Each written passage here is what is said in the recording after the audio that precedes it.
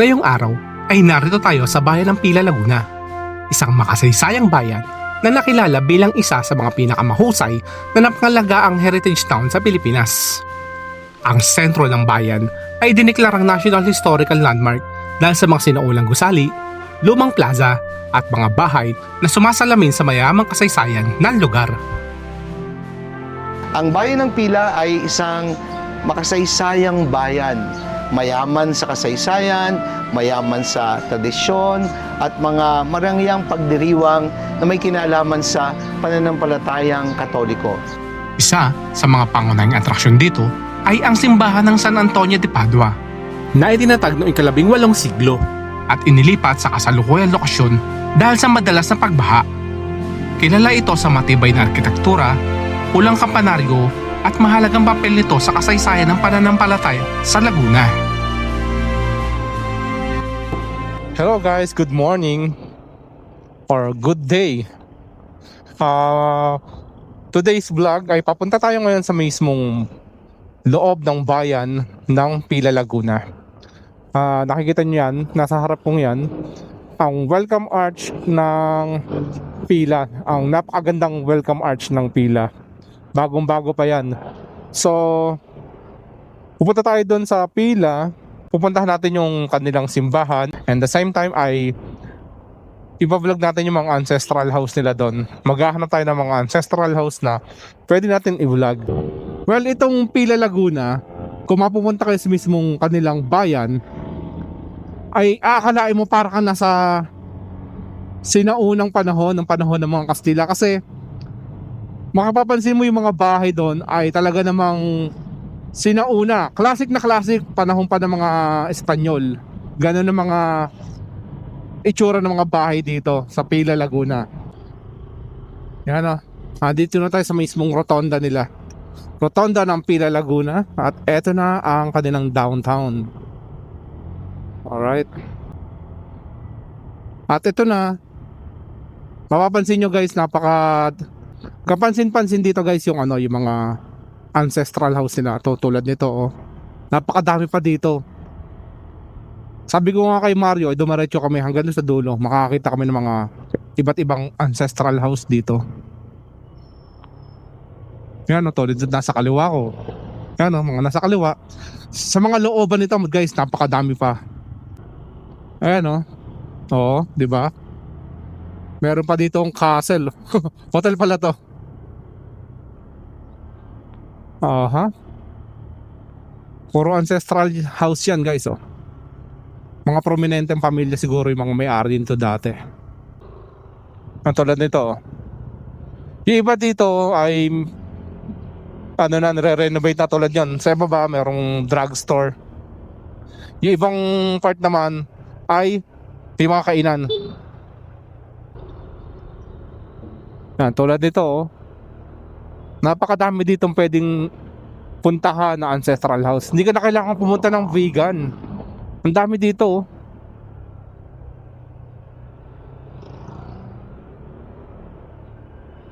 Alright, yan guys oh. So dadiretso tayo sa mismong simbahan nila. Diretso tayo sa mismong simbahan ng Pila. So guys, nandito na tayo ngayon sa may San Antonio de Padua Church. Dito yan sa bayan ng Pila. Ang simbahan ng Pila ay naitalaga sa karangalan ni San Antonio noong 1581. Kapistahan ni San Antonio, that was June 13 in 1581. Ang simbahang ito ay na-inaugurate at naging parokya na itinalaga sa pangalan ng patron ng bayang ito at ng simbahan ni San Antonio ng Padua. At ang bayan ng Pila ay na-establish noong 1578. Pero 3 years later, that was the time when it was inaugurated to become a parish sa kapistahan ni San Antonio noong June 13, 1581. Ang simbahang ito, ang kauna-unahang simbahan ni San Antonio, hindi lamang sa Pilipinas, kundi sa buong Asya. Kaya ito ay sentro ng debosyon kay San Antonio ng Padua sa buong Pilipinas. Magmula nang ito ay maitalaga ng Catholic Bishops' Conference of the Philippines bilang ika-25 pangbansang dambana na nakatalaga sa pangalan ni San Antonio ng Padua, ang pintakasi at patron ng pinagpalang bayan ng Pila. Ang bayan ng Pila ay isang makasaysayang bayan, mayaman sa kasaysayan, mayaman sa tradisyon, at mga marangyang pagdiriwang na may kinalaman sa pananampalatayang Katoliko. Kaya ito ay kinikilala bilang isang heritage town at ang simbahan ay heritage na simbahan din sapagkat ito ay nasa ilalim ng pangangalaga ng National Historical Institute and Commission, kaya ito ay pinangangalagaan. Kaya mapupuna nasa palibot ng simbahang ito ang mga lumang bahay na talagang pinipreserve, inaalagaan sapagkat ito ay isang makasaysayang bayan dito sa lalawigan ng Laguna, no, sa ating bayan dito sa Pilipinas. Kaya ganoon na lamang ang pagpapahalaga ng mga tao sa simbahan at sa mga bahay na talagang well-preserved at iniingatan din dahil ito ay bahagi ng kasaysayan. Yung pintong nakikita nyo, yan ay original pero hindi ito yung unang simbahang natayo. Ang unang simbahang bato ay naitayo sa Barangay Pagalangan na noon ay bahagi ng bayan ng Pila pero ngayon ay bahagi na ng bayan ng Victoria. Ang nakikita nyong simbahang bato ay ang pangalawang simbahang bato na naitayo noong 18th century. Sapagkat ang unang simbahan ay naitayo noong ika-16 na siglo sa Pagalangan, Victoria, Laguna, na dati ay bahagi ng bayan ng Pila na mas malaki. Sapagkat during that time, merong constant flooding dahil malapit sa Laguna Bay, ang naunang batong simbahang naitayo, and 3 times bigger. And it used to be one of the biggest and one of the most beautiful churches in Laguna. At nung mailipat ang simbahan sa lugar na kinatatayuan ngayon, hindi na na-recover ang ilang mga stone materials dahil lumubog na sa constant flooding. Kaya itong nakikita nyo practically ay 1/3 lang ng original size ng unang simbahan na naitayo noong 16th century. Kaya ito ay naitayo noong 18th century, a lot smaller sa unang natayong simbahan. Pasyal tayo ni Father sa loob ng simbahan ng Pila. Dito tayo ngayon sa loob ng simbahang bato sa Pambansang Dambana, San Antonio ng Padua. Ito ang pangalawang simbahang bato na natayo na mas maliit do sa nauna na inilipat sa lugar na ito dahil sa mga pagbaha ng mga panahong iyon dahil ang simbahan ay malapit sa lawa ng Laguna. Father, yun po napansin ko nga pala dito sa mga pader. May mga nakalagay po ng mga lapida. May mga nakalibing po dyan. Actually, mga ano na yan, mga buto na ng mga tao na kinikilala bilang mga benefactors, mga tao na noon ay tumutulong sa simbahan. Hindi pa man uso kasi ang columbarium yung panahong iyon eh. Kaya pinapayagan ang ilan, mga remains, pero hindi naman yung buong katawan ang inilagay dyan, mga buto na lang ng mga tao, sabihin na natin, mga benefactors ng simbahan ng mga unang panahon. At yan, parang tanda ng pasasalamat ng simbahan, pinayagan na ang kanilang mga labi ay, yun nga, mailagak dito sa loob ng simbahan. Pero sa ngayon, ay hindi na pinapayagan pa. Yung mga nauna, kasi meron ng columbarium ang simbahan. Pinapayagan na yung mga cremated, ng mga remains, na yon, yung mga remains ay tinatago sa columbarium. Katulad ng makikita nyo dito sa side, katabi ng Chapel of the Relic, at sa loob ng Pilgrim Center, ay meron ding columbarium. So Father, yung mga nakalibing po dyan, ano mga edad po nila? Mga year na inilibing sila dyan? Yan, merong 1939, merong early 19th century, mga prominente na pamilya na namuhay nung panahon pa ng Kastila at panahon Amerikano. Yan, merong makikita nyo as early as 1907. Yan, merong... Wala, no? Dami. Kasi yung sabi rin nila, Father, pagka nilibing ka raw dito sa may simbahan, parang nilalapit ka rin sa langit. Parang ganun yung kasabihan. parang kasi araw-araw naman pinagbibisahan ang simbahan. So nakakasama sila sa mga pinagdadasal, ano? No. Yun ang isa sa mga siguro advantages na marami nakakaalala sa kanila dahil sila nasa loob ng simbahan at yung mga pangalan nila naalala at nababasa at naisasama din sa pagdarasal. Dito, Father, napansin ko mayroong pulpito po, no? Original na po yan, nandito. Yung Nung itayo itong simbahang ito, noong mga panahong iyon, yan ay nakalagay na dyan. Pinipreserve lang pag may mga minor na mga sira, inaayos para lang ma-preserve. Kasi nung una naman, wala namang mga mikropono ang mga pare kapag nagmimisa. Kaya dyan ginagawa yung pagbabahagi ng mga homilies, mga sermons. Diyan po sa pulpito. Sa pulpito na yan, no? Nakaharap sa mga tao para mas nadidinig ng marami.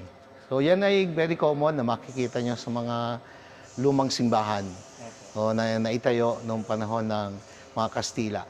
Itong simbahan ito ay itinayo ng mga Franciscan missionaries. Part ito nung tinatawag na early Franciscan districts kasi nung unang panahon naman wala namang mga paring lokal, mga Pilipino, mga foreign missionaries ang pumupunta sa atin. Kaya inahati sa iba't ibang districts. Katulad dito sa Pila at mga kalapit bayan gaya ng Mahayhay, Magdalena, Santa Cruz, Lumban, Pakil, Paite. Yan ay bahagi ng distrito ng mga Franciscano noong mga panahong iyon na sila pa yung nakatalaga ng mga pari na naglingkod dito. Kaya ito ay Franciscan Church sapagkat ipinatayo ito ng mga Franciscano, ng mga misyonero, at maging si San Antonio ng Padua ay isang Franciscan. No? Siya ay follower ni St. Francis of Assisi. Kaya pinagpala itong bayan ng Pila sapagkat sa mga bayan sa Laguna, ito yung bayan na hindi binomba ng mga Hapon. Ay, ito po. Ito Kaya po. maraming mga bahay na Kaya pala na-preserve. na-preserve, no? Kasi ayon sa kwento, nung dumadaan daw yung mga jet planes na nagbobomba sa mga lugar, ang nakikita po ng mga Hapon ay parang malaking rice field, no? Na wala namang mga galing. bahay. O yung iba naman nakikita ay parang ulap lang o tubig lang, kaya hindi sila nagbagsak ng mga bomba. Naging invisible pala sa paningin. Parang Galing. ganun, no? At pinaniniwalaan na it was through the powerful intercession of Saint Anthony of Padua. Saint Anthony. No, kaya ganun na lamang yung debosyon kay San Antonio ng Padua. Kaya tuwing Martes, meron kaming 6 na misa sa maghapon sapagkat yun ang araw ng debosyon kay San Antonio de Padua. At dito makikita nyo ang isang certificate, no? Itong certificate na ito ay ipinagkaloob ng Pontifical Basilica of St. Anthony of Padua in Padua, Italy. Doon sa Padua, in Italy, naandoon ang pinakang sentro ng debosyon kay San Antonio sa buong mundo, sapagkat ito ang mother of all Antonine churches in the world. At kami ay sumulat sa Pontifical Basilica asking for spiritual twinning. And the request was granted. Makikita nyo, it was on August 6, 2020, Feast of the Transfiguration of the Lord, na yung tinatawag na Gemellaggio Spirituale or spiritual twinning ay iginawad sa simbahang ito ng Pontifical Basilica of St. Anthony of Padua in Italy. Ibig sabihin, ang simbahang ito ay kakambal na simbahan ng Basilica ni San Antonio sa Italia. Wow. Kaya yung mga blessings, yung mga indulgences na ibinibigay doon sa mga pilgrims na dumadalaw ay matatanggap din ng mga dumadalaw dito. Katulad nyo, nandito kayo. So, you will have that grace and blessing to receive the indulgence and the blessing that is granted doon sa Pontifical Basilica of St. Anthony. Kaya ang daming privileges at blessings na tinanggap ng simbahang ito na ibinabahagi naman namin sa mga tao na nagdidebosyon kay San Antonio. Lalong-lalo na kapag first Tuesday of the month. Talaga dumadagsa ang mga deboto at kami ay namimigay ng biscotti, yung tinapay ni San Antonio ng libre sa mga dumadalo. No? At magkakaroon din ng healing sa bawat misa na isineselebrate tuwing araw ng Martes. Kaya lahat ng misa ay healing masses. Kaya ang daming mga may sakit, mga humihingi ng prayers na pumupunta, asking for blessing, and to be anointed with the holy oil of Saint Anthony of Padua. So guys, meron pa dito sa loob. Okay, sige tayo sa may Anong tawag dito? sacristy. Sacristy. Yan naman inaano yung sacristy, yung mga damit, ng pare. Ito, yan. Dito kami nagbibihis bago magmisa. So Father, yung nandun Dito- po sa altar, ano po yan? Tinatago, dito Gold po yun tinatago. talaga yan? Hindi, mga ano lang yan. Brass. Dito iniingatan ang mga sacred vessels, mga vestments na ginagamit ng pari sa pagmimisa. Kaya ang tawag dito ay sacristy. O kahit dito, mapupunan nyo sa mga walls, meron ding mga lapida. Kaya pag November, bago mag-November 1, naangat Guys, yan may kasi lapida pa dito. meron siya lahat eh. Daming lapida Hanggang dito. dito sa loob. Ito pa, oh. Tapos yung, Ang dami mga May mga lapida pa pala, no? hanggang dito. Ayan guys, may lapida pa pala dito sa loob Ito ang ng Pilgrim Center. Sacristy. Meron dyan Dami. halos lahat. Hindi pa kasi uso columbarium nung una. dito lang talaga sa simbahan. Oo, inuuka lang siya. 1904, 1923. Bata pa yung isa. Tapos nilalagay yung mga urn sa loob. Mga urn po yung nasa loob niyan. Ang pinaka-latest na nalibing dito, kasi ano ng pamilya nila, bago pa ito, huli. Bago lang. Oo, yan, 2023. 2023 lang. Kasi, parang, Feeling na. para sa kanilang family talaga yan. Hindi lang naman siya nakalagay dyan. Ano siya, no? Siguro, Father, ano po yan? Prominenteng pamilya. Sila yung mga nauna, yung mga pamilya dito, yung family nila. At mga descendants na yan. Rivera, Rilova, Llamas, yan. Yung mga Rivera, mga prominenteng family sa Rilova. Punan nyo, puro Rivera. Puro Rivera po, no? Rivera. Meron pa doon sa loob. Ano po yung nasa loob, Father? Columbarium naman yun. Ano na yan? Bago na yan. Yan, mga Rilova. Kilala ang Rilova sa pila. Agra, yan. Meron silang kanilang space. Pati dito, may nakalibing din. Yung mga Rilova sila. Yung mga prominenteng Pamilya. pamilya. Tapos sa loob ito ay mga, parang, Columbarium. Pero yan ay, pag sinabi Columbario ay, yung libingan ng mga urn, ng mga, yung mga cremated, abo. mga ashes. pagka Father na ilibing po sila dito, ibig sabihin po nila, ano po siya? Sila ay galing sa prominenteng pamilya din? Hindi naman, kasi bago na to eh. Yun parang sa mga columbarium na meron tayo outside the churches. Ito pinatayo na yung simbahan. Binibili nila yan. Wala naman pong ibang requirements para, ano? Wala. Basta, Requirements. kailangan ng birth certificate. Di ba kami may kailangan para mapalibing kayo? May certificate naman na katubayan na bili nila, yung unit. Actually, puno na lahat yan eh. Wala na lang. Yung iba, wala pa lang nakalibing. Kahit dun sa kabilang part, sa pangalawang columbarium. Gusto mo pa rin dito? Puno na din.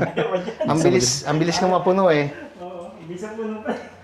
Na nagre-request pa nga kung pwede magpagawa pa daw. Kasi feeling nila malapit sa simbahan nga. So yun. May pagdadasal sila araw-araw. So guys, akit tayo papunta sa Bell Tower. Bell Tower ang tawag, di ba? Bell Tower Naka doon pa yan. ang simbahan. Mag-umpisa kami sa baba. Ayan. May mga rebulto pa sa loob, bro. May mga rebulto pa sa loob. Dito ay, ano meron pa doon? Teka, kumuliwan, yung ilaw. So guys, makakita tayo nga sa may second floor. So guys, pumasok kami dito sa may gilid. At Ito pala yun. Dito pala ang ano. Wow, ang ganda pala dito. Ito pong piano nyo po, ano po? Electronic pipe organ. Electronic na po. High-tech na rin. Pero pipe organ. Tapos may mga ibon sa loob, oh. Wow. Ito yung bell tower. So, subukan natin pumasok ngayon dito sa bell tower.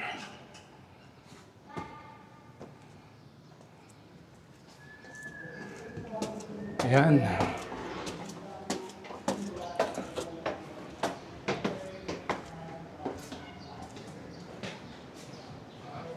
Ganto pa lang bell tower, papasok pala.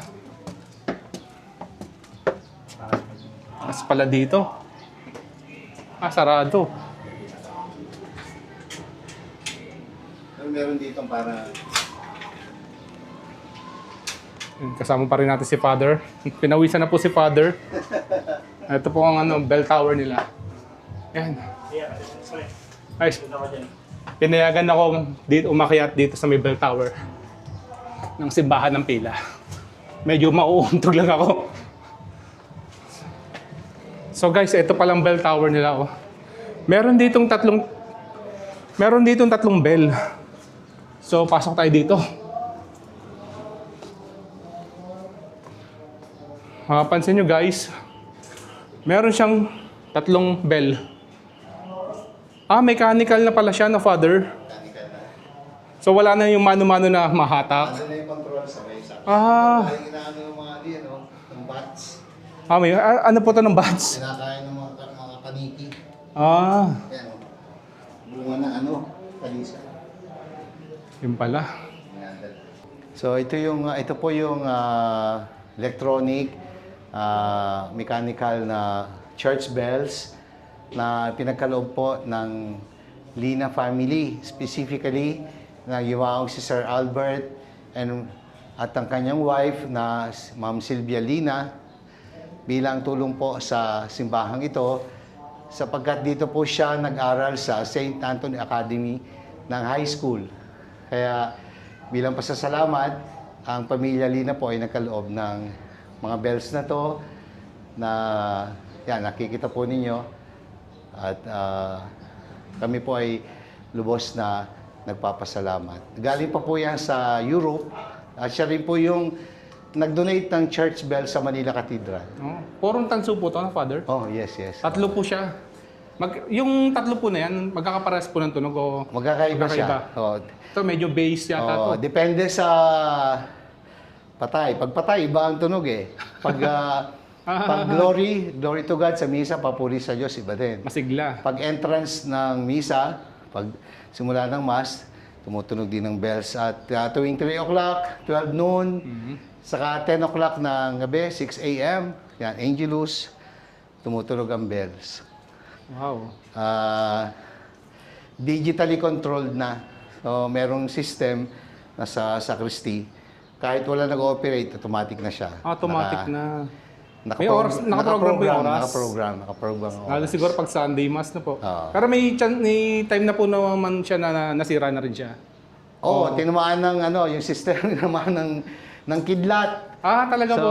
kailangan ayusin. Meron lang part na pinalitan. So, naayos din naman agad. Ayun guys, meron sila ditong tatlong bell dito sa bell tower ng simbahan ng Pila. At dito guys, makikita nyo naman ang bayan ng Pila. At dito naman sa kabila ay ang plaza. Ganon din ang munisipyo. Tama po ba, Father? Yes. Tama po. Simbahan dito sa Laguna. Nakaharap siya sa Lake of Laguna. So, Laguna Lake. Sapagkat yung lawa ng Laguna, actually lawa is Laguna, Lagoon.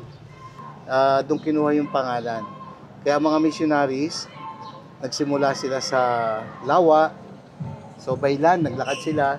At yung mga simbahang itinatayo, nung una, malimit, malapit sa lawa ng Laguna. Lawa ng Laguna. Kaya, yung ang buhay ng mga taga Laguna, mga Lagunense, lalo tikit yung buhay pananampalataya, laging nakaharap sa dagat, Sa dagat. sa lawa ng Laguna. So Father, sa ano po, sa simbahan na po ito, Ano pong pagkakaiba niyo o may kakaiba sa simbahan na to kumpara sa ibang simbahan na malapit dito? Ito nga yung heritage town nga ito. So, itong simbahan na ito ay hindi siya na-damage nung panahon ng World War II. Okay. Unlike sa ibang mga simbahan na talagang mga kakalapit bayan maraming po. mga parts na nasira tapos ni-rehabilitate. Pero itong simbahan, practically, ito rin yung simbahan na natayo noong 18th century. Hanggang ngayon, may mga may minor damages, i-repair, minor repairs lang. Pero wala talagang major na nangyari. Kasi nga, hindi nga siya binomba ng World War II. Kaya ito yung isa sa mga blessings ng bayang ito. Kaya ito itinawag na Balang Pinagpala. Bayang Pinagpala. Bayang Pinagpala. Oo. Kaya pala pila, yun. Bayang Pinagpala. So, Father, napansin ko doon sa may welcome arch yun. Ano po yung nasa gitna nun? Sa may welcome arch po ng pila. Ano yun? Alibata yun eh. Pero Alibata. ang meaning nun ay Pila Bayang Pinagpala. Tapos, yung sa may gitna po, mayroong may nakita ko doon. si St. Anthony. Ayun po yung santo. Parang wini-welcome yung mga tao. Ayun pala yun. Pagpasok ng pila. Kasi kanina tinignan ko, inisip ko, ano kaya to? Unique talaga yung sa welcome arch. Ang ganda nga po, kaya nakapagpa-picture ako kahapon. Sa kabihira yung mga welcome arch na may santo na sumasalubong. Ayun po, maraming salamat po, Father. Thank you po. Mga minamahal na mananampalataya, mga kaibigan, at marahil mga deboto ni San Antonio ng Padua, kayo po ay malugod naming inaanyayahan na dumalaw dito sa pambansang dambana ni San Antonio ng Padua, ang sentro ng debosyon kay San Antonio sa buong Pilipinas. Kayo po ay lubos naming tatanggapin at sana sa tulong ng mga panalangin sa San Antonio, kayo ay pagpalain ng Diyos at ang mga hinihiling yung biyaya ay yung makamit sa tulong ng inyong pagdedebosyon at sa mga panalangin ni San Antonio na aming patron at tagapagtanggol.